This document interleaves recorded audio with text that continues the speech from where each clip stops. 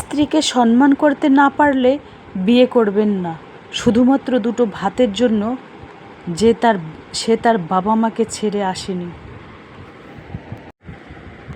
স্বামীর অল্প ইনকামের অল্প টাকার বাজার দিয়ে কিভাবে বেশি দিন চালিয়ে টাকা সঞ্চয় করি, গ্রাম থেকে আমার মা সজনে পাতা আর হাঁসের ডিম পাঠালো। তো নতুন দিনে নতুন আরেকটি ভ্লগ ভিডিও নিয়ে হাজির আমি আপনাদের মাঝে। সাভানা, ভারতের ছোট্ট একটা গ্রাম শীতলকুচি জেলা থেকে বলছি। তো welcome back to my channel. আসসালামু আলাইকুম। তোমরা সবাই কেমন আছো? আমি আশা করি তোমরা সকলেই ভালো আছো। আলহামদুলিল্লাহ আমিও ভালো আছি, আর আমার পরিবার পরিজনদের নিয়ে আলহামদুলিল্লাহ আমি ভালোই আছি।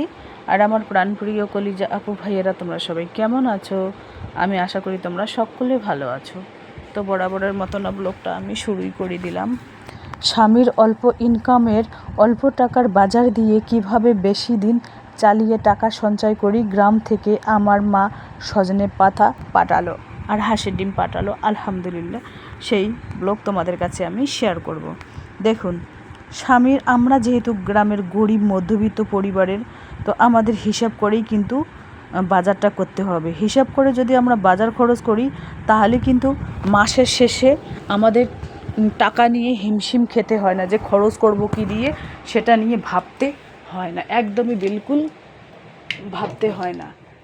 আর যদি আমরা মাসের প্রথম থেকেই যদি একটু হিসাব নিকাশ করে চলি তাহলে কিন্তু আমাদের পুরো মাসটা খুব সুন্দরভাবে সংসার খরচ চালিয়েও টাকা সঞ্চয় করা যায়। বুদ্ধিটা খাটাতে হবে, ব্রেনটা খাটাতে হবে, ধৈর্য ধরতে হবে, মেজাজটা কম দেখাতে হবে, টাকা ইনকাম করতে হবে, কিভাবে সঞ্চয় করতে হবে, এইগুলো কিন্তু আমাদের কেউ শিখিয়ে পড়িয়ে দেবে না আর কি। হ্যাঁ, যেহেতু আমরা গ্রামের মধ্যবিত্ত গরিব পরিবারের, তো হিসাবটা তো করতেই হবে। হিসাব নিকেশ করে যদি আমরা বাজার খরচ করি তাহলে কিন্তু আমরা টাকা সঞ্চয় করতে পারবো বেশি বেশি করে। আর যদি আমরা হিসাব করে খরচ না করি, যে আজ হুটহাট করে এটা কিনলাম ওটা কিনলাম, বাজারে গেলাম একটা কাজের জন্য, তো ওখানে একটা জিনিস কিনে নিয়ে আসলাম, আজ একটা কিনে নিয়ে আসলাম, কাল একটা কিনে নিয়ে আসলাম, এইভাবে কিন্তু সংসারের মধ্যে অশান্তি সৃষ্টি হয়, ঝগড়াঝাঁটি, টাকা খরচ করা, এভাবে কিন্তু সৃষ্টি হয়। তো এখানে গোলা রুটি দেখালাম তোমাদের, গোলা রুটি বানিয়ে নিয়েছি। তো কয়েকটা অগোছালো কাপড় গুছিয়ে নেবো আর কি। তো যাই হোক, দু চারটে অগোছালো কাপড় পরে থাকে, সেগুলো সাথে গুছিয়ে নিলে ভালো হয় আমার মতে হয়। আর যেদিন দেখবো যে আমার খুব তাড়া, কাজের চাপ, এখানে যাই ওখানে যাই, খুব চাপ আর কি, সেদিন কি করি, কাপড় চোপড় সব শুকিয়ে ধুয়ে আলমারির ভেতরে পুটলি করে রেখে দেই। অবসর টাইমে বিছানায় বসে ক্যামেরার সামনে হোক আর অফ ক্যামেরায় হোক একটু গুছিয়ে লাল রেকের মধ্যে রেখে দেই, বাস হয়ে গেল। আর শীতের কাপড় সমস্ত কিছু কিন্তু ধুয়ে অফ ক্যামেরায় আমি আলমারির ভেতরে রেখে দিয়েছি। আর অত কাপড় চোপড় বাইরে নেই, অল্প স্বল্পই রেখে দিয়েছি। আর টিনের বেডরুমটাতে দেখুন আমার অল্প কয়েকটা কাপড় চোপড়। আর এখানে আমি গোলা রুটি বানাচ্ছি। এখানে সকালবেলা আলু ভর্তা বানিয়েছিলাম, তারই একটু ভর্তা ছিল, তো আটা একটু আর দুটো ডিম একসাথে মিক্স করে আর কি গোলা রুটি বানাচ্ছি। দুধ নেই, দুধ হলে তো গোলা রুটি আরও খুব সফট হয়, খেতে খুব সুন্দর হয়, কিন্তু দুধ এখন পাওয়াই যায় না, 50 টাকা দুধের কিলো, তবু পাওয়া যায় না। এই যে দেখুন ডিম চাইছে ডেলিভারির জন্য, ডিম ডেলিভারির জন্য নিয়ে এসেছি। তো এখানে আছে 30টে ডিম। আর দেখুন গ্রাম থেকে আমার মা সজনে পাতা পাঠালো, আলহামদুলিল্লাহ। তো যাই হোক, এই সজনে পাতা ভর্তা খাও, ভাজা খাও, আর সেকা খাও, কি দিয়ে খাও, সজনে পাতার হেভি ভিটামিন, ক্যালসিয়াম, প্রচুর পরিমাণে ক্যালসিয়াম থাকে সজনে পাতার মধ্যে। যাদের হাতে পায়ে ব্যথা, কোমরে ব্যথা, পুরো শরীরে ব্যথা, তারা যদি সজনে পাতা খায় তাহলে কিন্তু ব্যথা কমে যায়, আলহামদুলিল্লাহ। তো এবার আমি বিছানাটা ঝেড়ে নিচ্ছি। একজন গ্রামের গৃহিণীর সংসারের কাজকর্ম, টুকিটাকি সংসারের কাজকর্ম তোমাদের কাছে শেয়ার করতেছি। দেখুন, আমার ব্লগ কিন্তু বিকাল 4টায় প্রত্যেক দিন আসে, তো কোনো না কোনো ব্লগ তো তোমাদের কাছে শেয়ার করতেই হবে। আর আমার ব্লগের মধ্যে কোনো না কোনো অংশে তোমাদের ভালো লাগলে সাবস্ক্রাইব করে পাশে থাকতে পারেন। তো চলো, টিনের বেডরুমটা একটু ঝাড়া মোছা করে নিচ্ছি। টিনের ঘর হোক আর কিসের ঘর হয় হোক, আর টালির ঘর হোক, একটু যদি গোছালো, পরিষ্কার, ঝকঝকে, চকচকে থাকলে থাকে তাহলে কিন্তু মনটাও বেশ ফুরফুরে থাকে। আর মন যদি ফুরফুরে না থাকে তাহলে কোনো কাজেও মন বসে না, এটাই হচ্ছে মেন কথা। তো চলো ব্লগটা দেখতেই থাকো, আশা করি খুবই ভালোই লাগবে। আর এই যে দেখতেই পাচ্ছেন, এভাবে আমি টিনের টিনের বেডরুমটা মানে গুছিয়ে রাখার চেষ্টা করি, ক্যামেরার সামনে হোক আর অফ ক্যামেরায় হোক। মানে যতটুকুই কাজ শেয়ার করার ততটুকুই করি।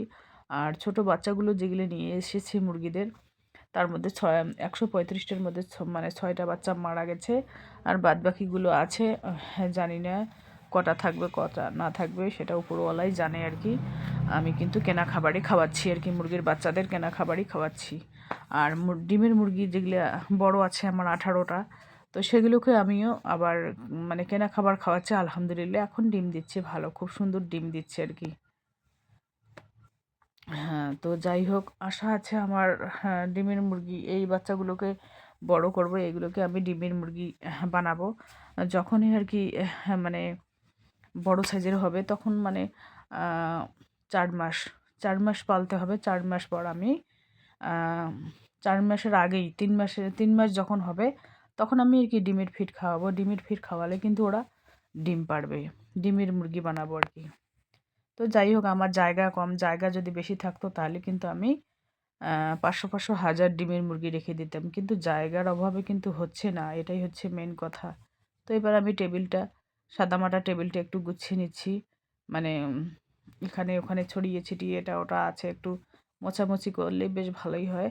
তো যাই হোক, আমাদের ঘর ভাঙা চুরে জানি না উপরওয়ালা কতদিন বাড়ি ঘর দুয়ার ঠিক করাবে, এটাই যতক্ষণ বাড়ি ঘর দুয়ার ঠিক করবে না ততদিন ভালোই লাগবে না। জানি না কবে উপরওয়ালায় করাবে, এটাই মানে আমি যখন থেকে আমার বিয়ে হয়েছে তখন থেকেই কিন্তু আমার জীবনটা খুব কষ্টে পরিচালনা আর কি। আমি যেহেতু গ্রামেরই গরিব ঘরেরই মেয়ে, গরিব ঘরেরই বউ বলতে পারো। তো জানি না উপরওয়ালায় কপালে সুখ লেখা আছে কি না, সেটা আমি জানি না। উপরওয়ালা ছাড়া কেউ বলতে পারে না কার কপাল কিভাবে ঘোরায়, সেটা উপরওয়ালাই জানে। এটাই হচ্ছে মেন কথা। আরেকটা কথা বলছি, তুমি কষ্ট করেই যাও, তোমার কষ্টের ফল আল্লাহ দেবে। তুমি যদি কষ্ট না করো, হাত পা গুটিয়ে বসে থাকো, তাহলে কি তোমার কষ্টের ফল আল্লাহ ঘরে এসে দিয়ে যাবে? এটা ভুল কথা। তোমাকে মেহনত করতে হবে, কষ্ট করতে হবে। তো এখানে আজকে রান্না হচ্ছে কি, ভাতের মধ্যে দিয়েছি কাঁচকলা, আলু ভাতের মধ্যে দিয়েছি, কুমড়োর তরকারি রান্না করব, আলু ভর্তা করব, আর এখানে হচ্ছে তেঁতুলের আচার। তেঁতুলের আচার বানাবো। তেঁতুল তেঁতুলের আচারের একটা উপকার আছে, যে কোনো আচারই হোক না কেন, মানে ভাতের সাথে যদি যে কোনো একটা মানে টক থাকে তাহলে কিন্তু বেশ হজম শক্তির পক্ষে তো 1 নম্বরই উপকার। তো যে কোনো একটা, যেমন লেবু নেও ভাতে, বা লেবুর আচার বা আমের আচার, যে কোনোই আচার নেও না কেন, রুটির সাথে বা ভাতের সাথে বেশ খেতে ভালোই লাগে। এই যে কুমড়োর তরকারি যেটা বানাচ্ছি, এটা আমার মা দিয়েছে। তো যাই হোক, আমি মুরগির ফার্মে চলে আসলাম হাঁসের ডিম নেবার জন্য। এই যে দেখুন, মানে মুরগির ফার্মটার চারপাশটা তোমাদের ঘুরে ঘুরে দেখাচ্ছি, সম্পূর্ণ গ্রামীণ পরিবেশ। এই যে দেখুন, চাচাটা আঙ্কেলটা ওই আলু কেটে গরুকে দিচ্ছে। আলুর নাকি দাম কম, মানে 1 বস্তা আলুই নাকি 200 টাকা। তাহলে হিসাব করো, 50 কেজি না 25 কেজি আলুর বস্তা হচ্ছে 200 টাকা, তাহলে কেজি কত পড়ে হিসাব করো। এখানে দেখুন চিচিঙ্গা গেড়েছে, আমি এখনও চিচিঙ্গা গেড়েছি, পুঁতেছি, কিন্তু এখনও রোপণ হয়নি। তো যাই হোক, আমি ওই যে ফলের যে ক্রেটগুলো আছে ওইগুলোতে কালকে মুরগির পায়খানা রাখবো, তার উপরে মাটি দেবো, তার উপরে আর কি আমি কয়েকটা চারা রোপণ করব, করে নিচে রাখবো না, মুরগিরা খেয়ে রফা দফা করে দেবো, উপরে টিনের চালিতে রেখে দেবো, ওখানে হবে। যখন বড় বড় সাইজের চারা হবে তখন নিচে আর কি রোপণ করব। তো চলো, এই যে দেখুন, আমি ডিমের ভাড়া মানে জায়গা নিয়ে এসেছি যে ডিম রাখার জন্য। এই যে ধরুন, মানে বাড়ির পরিষ্কার গরু, কত সুন্দর গরু। আর এই যে দেখুন মুরগিরা, মানে এগুলো হচ্ছে লোকাল মুরগি ছেড়ে ছেড়ে আর কি পালন পোষণ করতেছে। তো চলো মুরগির মানে ভেতরে ফার্মটা তোমাদের এক ঝলক দেখিয়ে দিই। এই যে দেখতেই পাচ্ছেন হাঁসের বাচ্চা এখানে হদি বানিয়েছে, হাঁসেরা গোসল করে। তো চলো আজকের ব্লগ এ পর্যন্তই। ততক্ষণ তোমরা সবাই সুস্থ থাকো, সাবধানে থাকো, টাটা, আল্লাহ হাফেজ।